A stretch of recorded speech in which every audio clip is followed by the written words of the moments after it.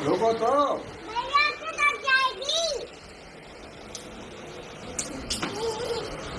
ऐसे खेलेगा।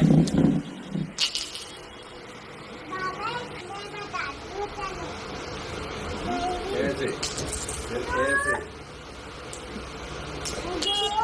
इतना कर रही है। देख के ना हाँ देखो हटो। आरू देखो, ऐसे करो देखो। करो आप भी करो, देखो आरू, आरू देखो। देखो ऐसे आरोही आरू देखो देखो मैं बता रहा हूँ ऐसे करना। एक बार देख लो। ऐसे ऐसे ऐसे ऐसे इसके ज्यादा समझ में आता है कोई भी गेम हुआ। आहा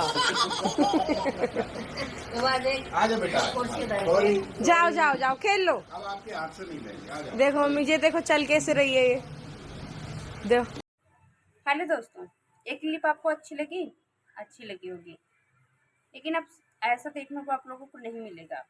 एक आंगन में दो बच्चे अपने दादा दादी के साथ खेलते हुए, घर के आंगन में किलकारियाँ गूंजती हुई, हंसी ठिठोली होती हुई, काफ़ी अच्छा लगा।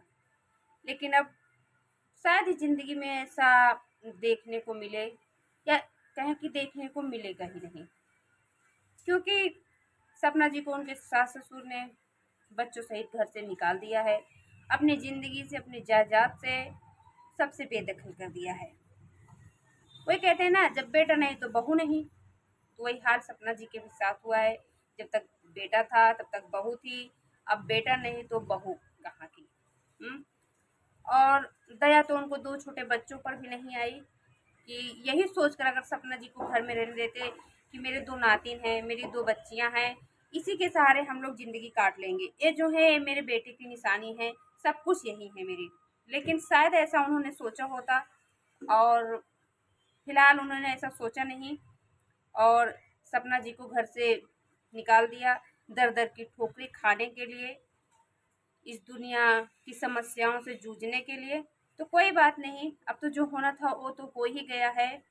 अब सपना जी घर से निकल गई हैं, और अपनी दो बच्चियों को लेकर आगे का सफ़र तय करने के लिए, और शुरुआत भी हो चुकी है। उन्होंने अपने बच्चियों के साथ आगे का सफ़र तय करना शुरू कर दिया है। भगवान करे कि सब कुछ अच्छा ही रहे, और बच्चियों को किसी चीज़ की कभी कोई कमी ना हो। वैसे एक माँ जो है अपने बच्चों को कोई कमी होने नहीं देती है।